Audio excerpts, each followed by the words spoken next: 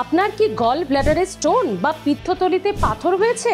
তাহলে আজ থেকেই যতটা সম্ভব এই খাবারগুলি এড়িয়ে চলুন, কারণ চিকিৎসকেরা বলছেন গল ব্ল্যাডারে স্টোন বা পিত্তথলিতে পাথর হলে এই খাবারগুলিতে বিপদ বাড়তে পারে।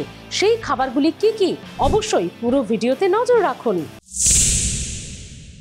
গল ব্ল্যাডারে স্টোন বা পিত্তথলিতে পাথর হলে যে খাবারগুলি আপনার এড়িয়ে চলা উচিত বা যে খাবারগুলিতে আপনার বিপদ বাড়তে পারে বলে আশঙ্কা, তার প্রথমটি হলো উচ্চ চর্বিযুক্ত খাবার।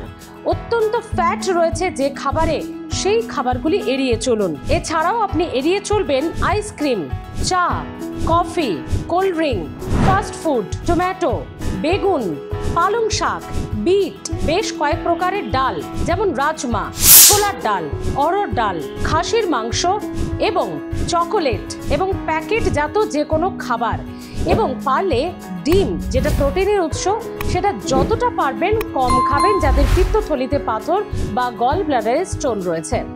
এরপর আপনারা নিশ্চয়ই জানতে চাইবেন যে পিত্তথলিতে পাথর হলে এই খাবারগুলি এড়িয়ে চলবো, কিন্তু কি কি খাবো? তার জন্য আপনাকে নজর রাখতে হবে পরবর্তী ভিডিওগুলিতে। দেখতে থাকুন হেলথ প্লাস। আর যারা এখনো সাবস্ক্রাইব করেননি, আজই হেলথ প্লাস সাবস্ক্রাইব করে নিন। ভালো থাকুন, সুস্থ থাকুন।